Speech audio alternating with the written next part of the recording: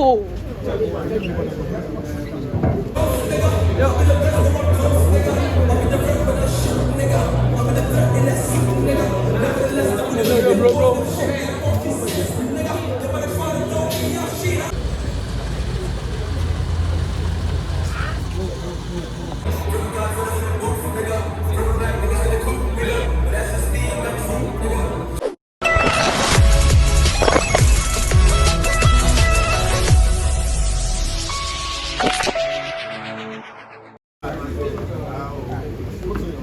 People.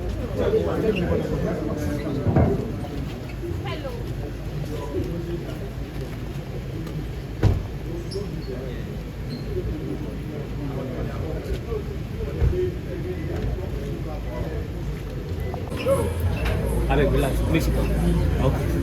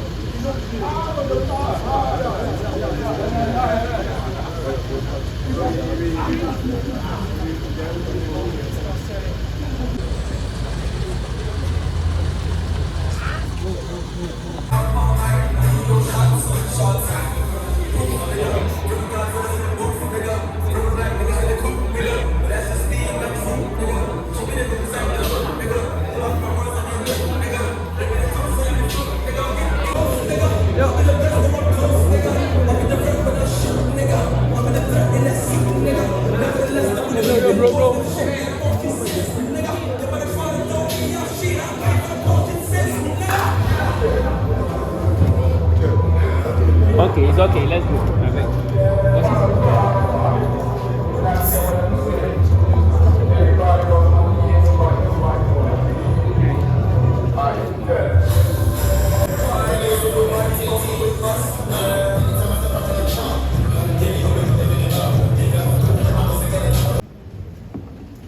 Let's settle so that we can start the program officially.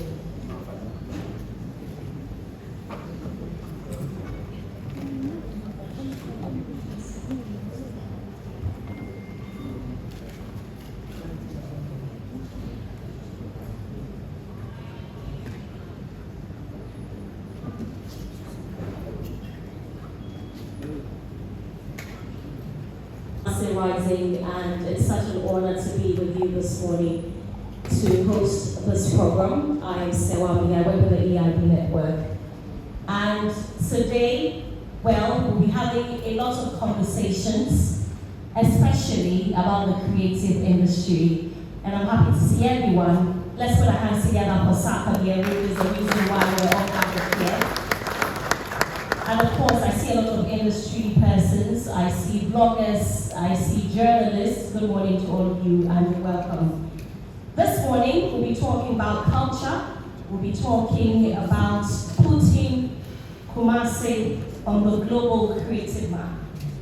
Today, we've gathered as thinkers, as doers, as makers, and as dreamers. And we've gathered here to explore how this beating heart of culture and creativity can rise just not in talent, but in structure as well. I mean, the man for which reason we are all gathered here has done it. We can all attest to the fact that Sarkodie has been there, done that. He's a legend in the industry. And today we'll hear from him how he built it, how he did it, because I know that many people want to know how he's been able to be consistent all of these years.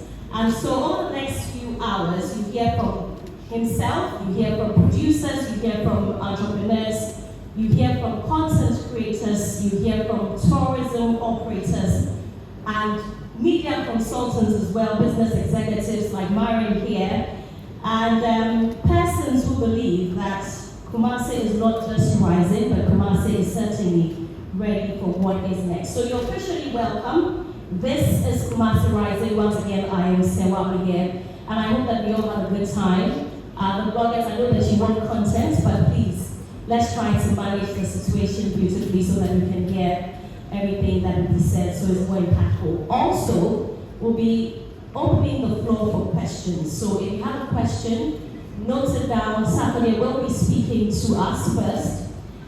So note your questions down, and then when it's time, I'll give you the opportunity to ask those questions. So once again, you're officially welcome. It's good to have all of you here. Let's put our hands together and welcome Sarkodie, the man for which reason we're gathered here this morning. Oh, you can do it better.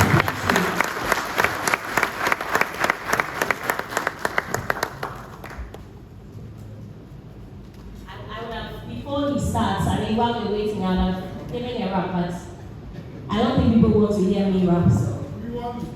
Oh, I don't think so. They don't want to. Do you want to? Yeah. Are you sure? Yeah. If not loud enough, look at the number of people here and the number of people saying yes. If you make it louder, maybe I will. Yeah.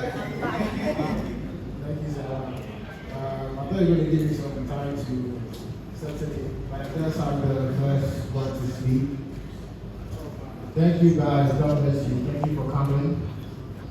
So, we are having Amoakohene homecoming, and it's only right. It's been years since we started Amoakohene. We came back big. So we said to the team, we're not just coming here to do a show and that's it and go back. We have to leave an impact.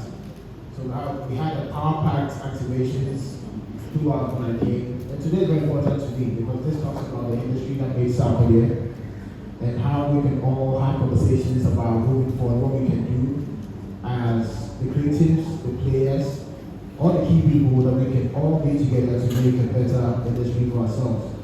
I'm not here as an artist that knows everything. I'm here to learn. I've seen the spot on the panel. It's amazing. I'm here to pick some knowledge. And I hope some of us here, I know we have artists here. I see my superstar who's in the building. God bless you, my brother. I know there will be some artists here that I might not see or recognize, but yes, hopefully we all pick something out of the panel today. So the main conversation we're having is talking music.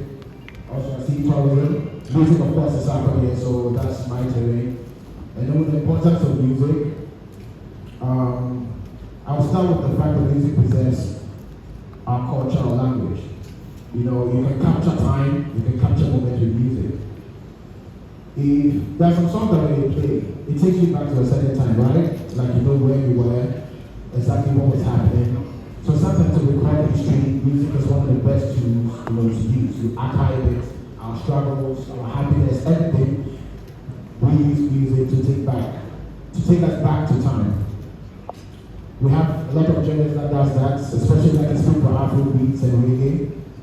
You know, these songs represent struggles. As much as people think Afrobeat is like a dance genre that has no content, to me, I think the melodies in there still reminds us as Africans where we came from.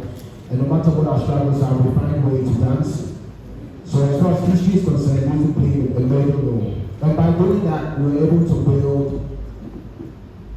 ambassadors organically. If you take the likes of Bob Marley, you take Fela Kuti, here in Ghana you take Daddy Lumba, you can come all the way to Shatawale, myself, Good Flick, Good Smoke, a lot. And we are all ambassadors, whether through the music itself, performances, whatever that we can do as artists to be able to keep the legacy of Ghana going when we still do it. And from there you intertwine that with tourism as a vehicle for legacy. Now when we're in the great space now because of where Afrobeat is. Now we have Afro-Nation worldwide. Now Africans in the diaspora are more confident to call themselves Africans because of music, what we've been able to do. The people in the forefront, the Davidos, the Burner, myself, our 2Bs, we brought our culture back. We made us very, very confident when we go out. The years back, I don't live in abroad, but I know that people in the diaspora, they used to feel very shy to even associate themselves to their roots. But when music came in, it became a tool for us to be proud and go out there with our full chest. Doing things like festivals, as I said, Afro-Nation, and like Amoakohene that we're about to do. I know a lot of people are coming. I heard the flights are booked. I'm trying to get my wife here. It's been very hard for me to get her here. That should tell you what is happening in Kumasi this weekend. A lot of people are coming down here, and that's where the tourism and music comes together. Because Sarkodie was doing Amoakohene, but just for that, we have people coming in from, I think it started from yesterday. We're getting tickets from yesterday to Sunday. So you have people here before the show, so you can guess what they're doing before the D-Day. They're going out there, they are doing sightseeing, they're going to the museums, all the sites here in Kumasi. So this shows how strong and how connected music and tourism is.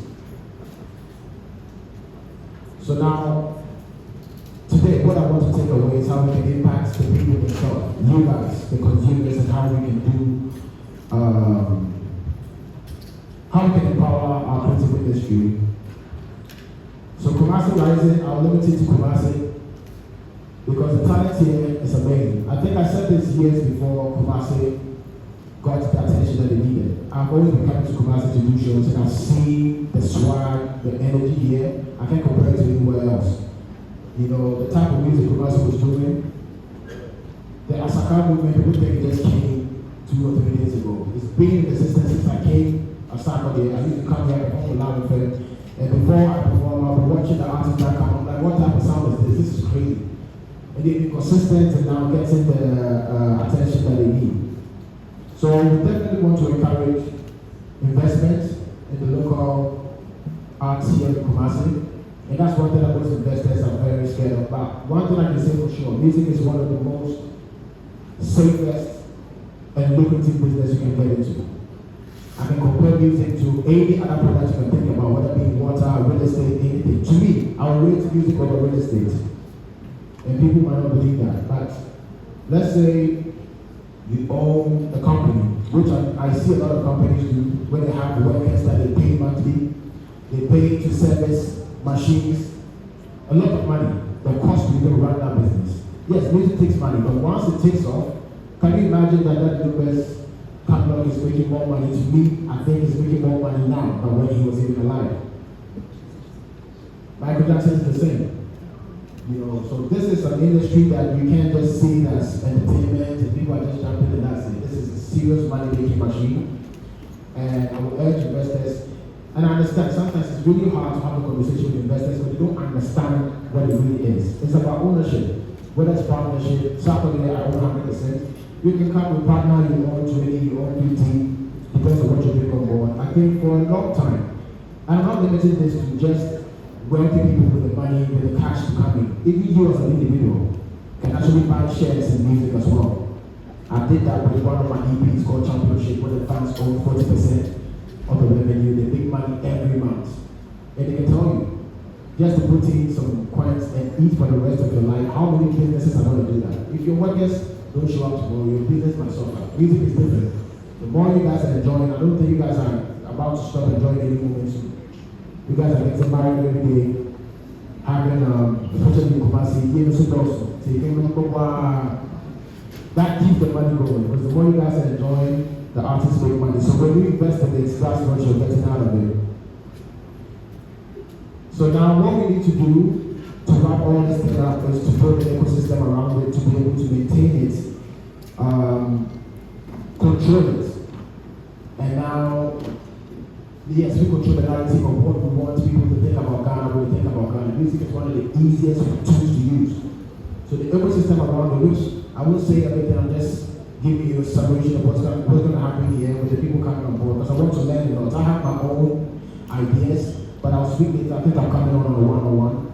But yes, we need to build the ecosystem around the creative industry so that we know the roles of who and what, and how we can all play our parts to make this the better conversation and then the success of our industry.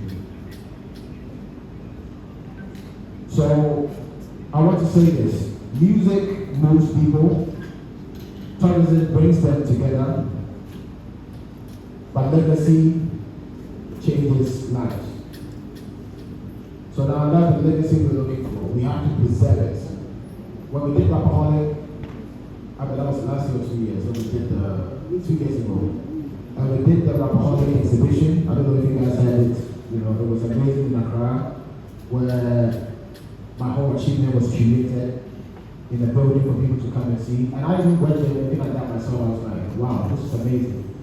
Now, if we do that for most creative people, let's imagine having that for Dalilima, Kudinchi, Amachidede, Shatawale. It's going to be amazing. So we need to keep legacy, and that is where we are right now, to have conversation around how we can be together as an ecosystem and protect it and play our part, our key roles to keep this running. I won't take too much time because I know we have amazing people coming on to speak, and I'm here to them as well. So thank you guys for coming, and I'll come back. God bless you.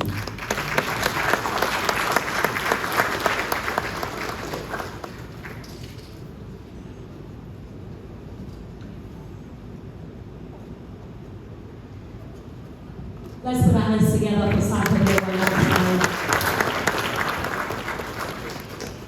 Are the Sark natives here?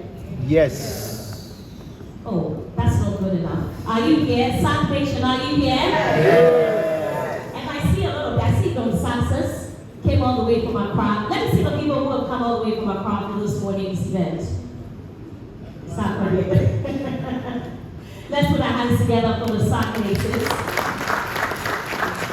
So in just a moment, Sarkodie and I will be sitting to have a conversation, and I know that many of you have been yearning to ask him, like I said earlier, how he has been able to remain consistent all of these years. So if we can have the seats. I know that you just took your seat, but we're going to make it we're going to make it very quick so that we can hear the other people speak as well.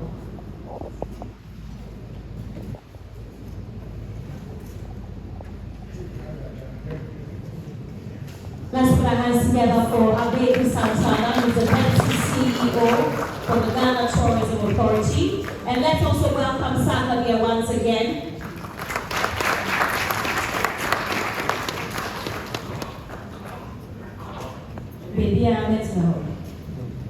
Can we have the microphones, please?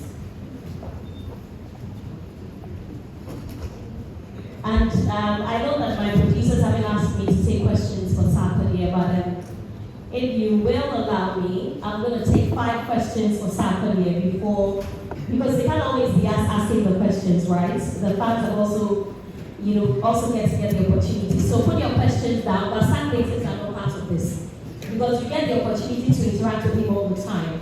So you are not part of this. Please give one to Sarkodie, and then you give me one. So 5 questions for Sarkodie. Lawrence, Nabil, please. Thank you. Once he's done with this session.